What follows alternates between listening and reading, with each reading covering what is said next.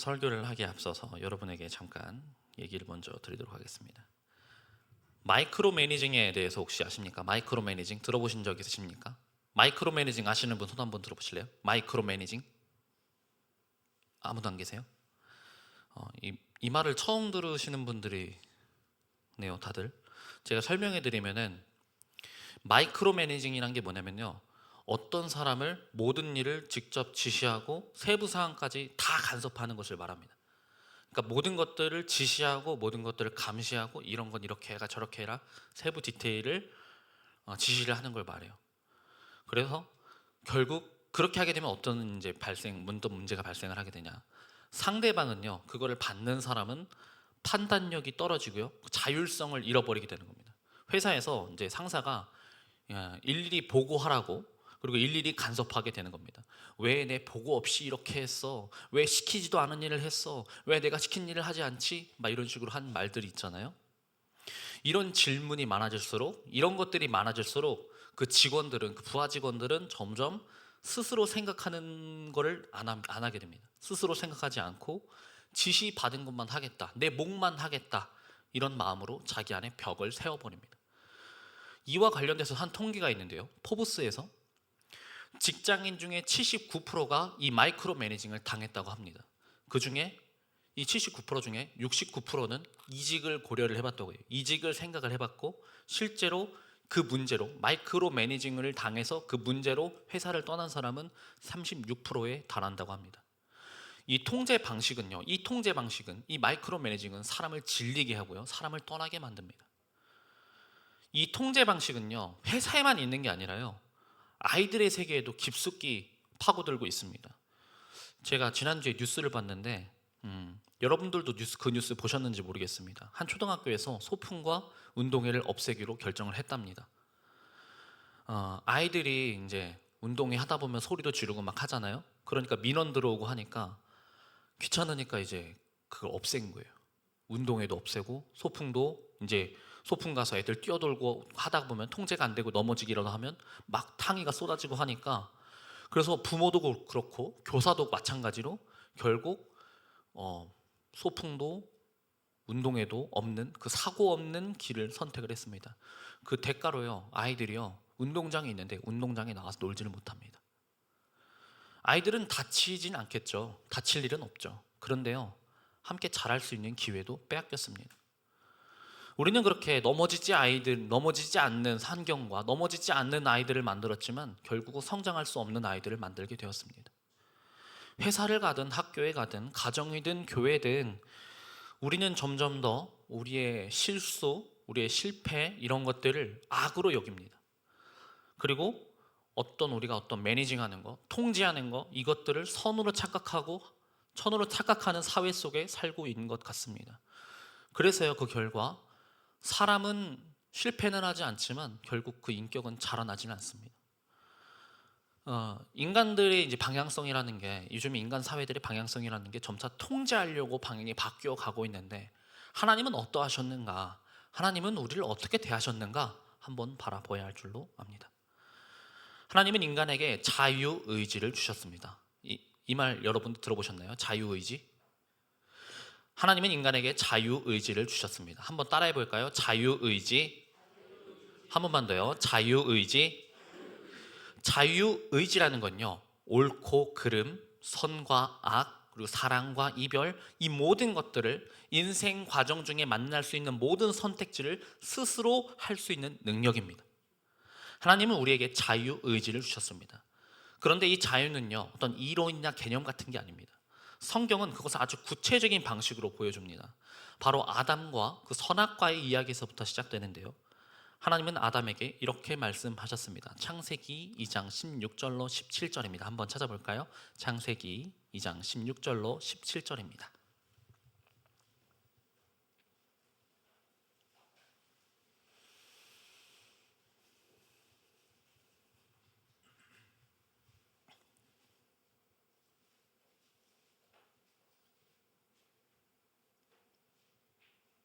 창세기 2장 16절로 17절 찾으신 분들은 한 목소리를 읽겠습니다. 시작. 여호와 하나님이 그 사람에게 명하여 가라사대 동산 각종 나무의 실과는 네가 임의로 먹되 선악을 알게 하는 나무의 실과는 먹지 말라. 네가 먹는 날에는 정령 죽으리라 하시니라. 아멘. 이 짧은 구절 안에요, 하나님의 마음이, 하나님의 심성이 얼마나 정교하고 섬세하게 담겨 있는지 모릅니다. 먼저 하나님은요, 이렇게 적혀 있습니다. 임으로 먹되, 임의로 먹되. 히브리어 원문 해석으로 보면요, 의미가 조금 더 강하게 여러분들이 와닿게 받아들여집니다. 단순히 먹어도 된다라는 허락이 아닙니다. 이것을 그대로 직역하면요, 마음껏 자유롭게 먹어라, 이렇게 써 있습니다. 이것은 바로 능동적인 초대입니다. 하나님은 아담에게 아주 광범위한 자유를 먼저 주셨습니다. 그리고 모든 나무의 열매를 제한 없이 먹게 하신 다음에, 그리고 나서 단 하나의 경계를 두시는 겁니다. 선악을 알게 하는 나무의 열매는 먹지 말라. 선악과를 안 만들었으면 안 만들었지, 거기 한가운데다가 만들어 놓고 먹지 말라고 하신 하나님의 저희가 어떤 것인가? 하나님은 이 선악과를 인간의 선택 바깥에 둔 게 아닙니다. 그 선택의 한가운데 두셨습니다. 그러니까 먹을 것을 허락하신 것은 아니지만, 그러니까 선악과를 먹든 먹지 않든 그것은 인간의 선택으로 두셨다라는 것입니다. 인간의 자유로 두셨다라는 것입니다. 죄를 짓는 것, 죄를 짓지 않는 것, 그 모든 것이 인간의 자유였다라는 것입니다. 왜 하나님은 아예 선악과를 없애지 않으셨을까요? 왜 인간이 절대 실수하지 않게 설계하지 않으셨을까요? 인간을 죄 짓지 않는 존재로 프로그래밍 해주셨으면 죄를 아무도 안 지었을 텐데 왜 그렇게 안 하셨을까요? 하나님은요, 인간이 넘어질 수 있음을 모르셨던 게 아닙니다. 오히려 인간이 그 실수할 가능성을 아시면서 그 가능성 속에서 사랑을 선택할 수 있는, 옳음을 선택할 수 있는, 선함을 선택할 수 있는 기회를 주신 것입니다. 이것이 하나님께서 인간에게 주신 자유의지이고 사랑입니다. 그것은 스스로 생각할 수 있는 능력, 옳고 그름을 분별할 능력, 그 선택의 결과를 감당하는 책임까지도 포함된 자유입니다. 우리 19절도 한번 읽어볼까요? 19절 시작. 여호와 하나님이 흙으로 각종 들짐승과 공중의 각종 새를 지으시고 아담이 어떻게 이름을 짓나 보시려고 그것들을 그에게로 이끌어 이시리니 아담이 각 생물을 일컫는 바가 곧 그 이름이라. 아멘. 이 장면은요, 하나님께서 아담에게 이름을 짓는 것을 명령하신 장면입니다. 아담에게 너 이름 한번 지어봐라, 이렇게 하신 겁니다. 또한 아담이 이름을 어떻게 짓는지 보시려고, 아담이 이름을 어떻게 짓는지 보시려고 동물들을 아담 앞으로 다 데려오셨습니다. 아담이 어떻게 이름을 짓나 보시려고 할 때의 이 보시려고는 히브리어로는 관찰하다, 살펴보다, 그리고 존중의 태도로 바라보다라는 의미를 가집니다. 하나님께서 아담의 이름 짓는 행위를 보신 것은요, 감시가 아니에요. 그것을 아담이 이름을 어떻게 짓는지 믿음으로, 신뢰로 그 사람에게 믿고 맡기는 사랑의 시선입니다. 하나님께서는요, 모든 이름들을 자기가 마음대로 지으실 수도 있었습니다. 그 모든 체계와 섭리는 하나님께서 다 아시니까요. 아담이 혹시 실수했는지도 모르죠. 그렇지만 아담이 실수하는 것을 막을 수도 있었고, 모든 생물의 정체성을 질서부터 처음부터 깔끔하게 완성시켰을 수도 있겠지만, 그렇게 하지 않으시고 이름 짓는 권한, 즉 세상을 해석하고 바라보는 아담의 시선을 존중하시고 그 통치의 권한을 인간에게 위임하셨다라는 겁니다. 아담에게 이런 신뢰를 주신 것은요, 아담에게 이런 신뢰를 한 것은, 믿음을 준 것은, 하나님께서는 아담을 함께 통치할 자로 여기셨다는 겁니다. 그리고 그 신뢰의 방식은 마이크로 매니징과는 정반대의 방향성을 가진다는 겁니다. 하나님께서는 모든 것에 세세하게 간섭하지 않으셨습니다. 틀릴까봐 미리 정답을 가르쳐 주지도 않으셨습니다. 아담이 판단하고 해석하고 말하고 정할 수 있도록 기다리신 분이십니다. 이것이 바로 하나님 아버지의 리더십입니다. 하나님은 강제로 순종을 이끌어내지 않습니다. 실수할 수 있는 공간 안에서 자율적으로 자라나기를 원하신 것입니다. 그리고 그렇게 아담이 이름을 짓는 것을 보시며 기뻐하시고 함께 하셨습니다. 인간은 하나님께로부터 자유를 부여받은 존재입니다. 하지만 그 자유는 완전한 선택의 자유가 아닙니다. 넘어질 수 있는 자유, 실패할 수 있는 자유, 죄 지을 수도 있는 자유입니다. 우리는 자유를 받았지만 그 자유 속에서 실수하고 무너지고 죄를 지어가는 존재들입니다. 그 실패가 반복될수록 우리에게 찾아오는 게 있습니다. 여러분, 실패를 하게 되면 어떤 게 있죠? 아픔이 있죠, 그렇죠? 그리고 하나님 앞에서 실수를 하면요, 징계를 받습니다. 징계라는 건요, 아픈 것입니다. 징계는 상쾌하지 않습니다. 고통스럽고 수치스럽고, 그 아픔은 때로 고난의 형태로 아주 오랜 시간 올 때도 있습니다. 혹은 좌절의 형태로, 혹은 외로움의 형태로 다가올 때도 있습니다. 이 징계는요, 한마디로 말하면, 딱 한 단어로 표현하자면 고통입니다. 아픔입니다. 통각이라고도 하죠. 통각, 아픔. 통각이라는 게 무엇입니까? 우리가 살아있다고 하는 가장 기본적인 신호입니다. 살아있을 때 느낄 수 있는 가장 기본적인 신호. 죽은 사람은 아무것도 느끼지 못합니다. 마취된 사람은 아무것도 느끼지 못합니다. 죽은 사람은 고통도 느끼지 못합니다. 그러나 살아있는 사람은 아픕니다. 징계가 느껴진다라고 하는 것, 아픔이 있다라고 하는 것, 넘어짐이 있다라고 하는 것, 그것은 바로 내가 살아있다라는 신호입니다. 그리고 성경은 말하지요. 히브리서 12장 11절입니다. 제가 읽어드리도록 하겠습니다. 무릇 징계가 당시에는 즐거워 보이지 않고 슬퍼 보이나 후에 그로 말미암아 연달한 자에게는 의의 평강한 열매를 맺나니. 아멘.